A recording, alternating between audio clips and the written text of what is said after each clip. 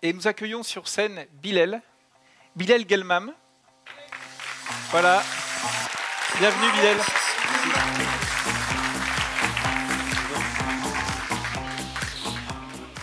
Toi Bilal, tu es mathématicien. Ouais. Tu viens du laboratoire Jean-Alexandre Dieudonné, ce qu'on appelle nous le JAD, exactement, laboratoire de mathématiques. Ouais.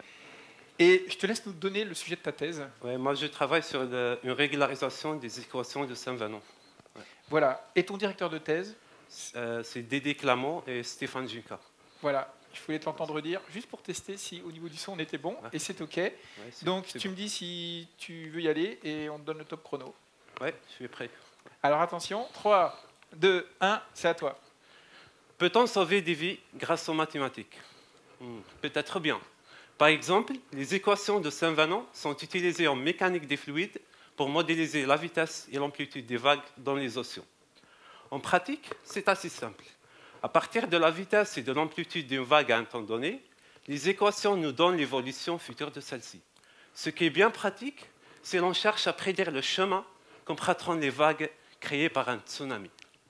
Mais, parce qu'il y a toujours un mais, la résolution de ces équations s'avère en fait difficile. En effet, les vagues, lorsqu'elles se propagent, interfèrent les unes avec les autres, s'entrechoquent et créent des discontinuités.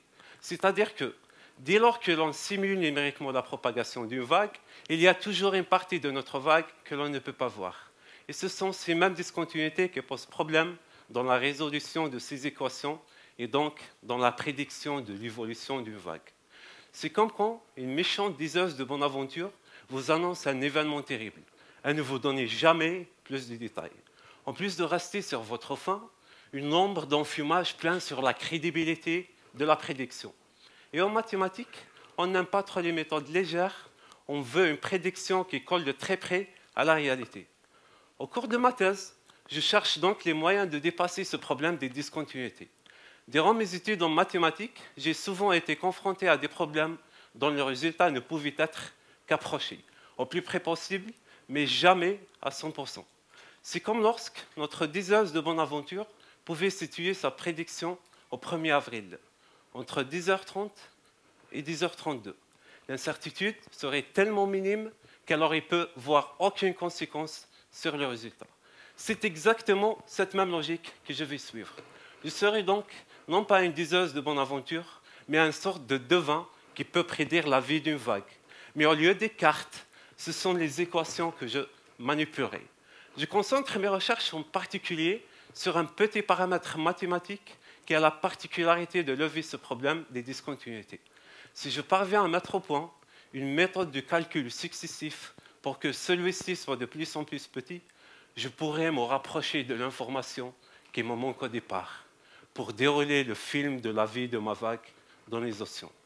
Nous aurons donc un formidable outil pour obtenir la continuité dans les équations de Saint-Venant, pour savoir si ma vague risque de se transformer en tsunami.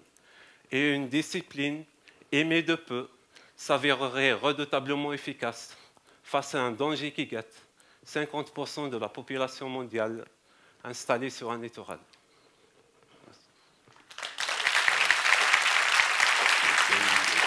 Bilal, merci.